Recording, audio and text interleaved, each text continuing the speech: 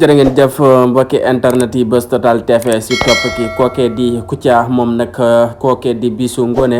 dalaloon ko foofee sa 2STV moom nag mu indiwaat sa dikk lu yaatu si diggante moom ak TFM ba tey rek saa su ne nam ko doon wéy di continuer di ko naqarlu ba tey mu continuer di ko naqarlu di xam ne rek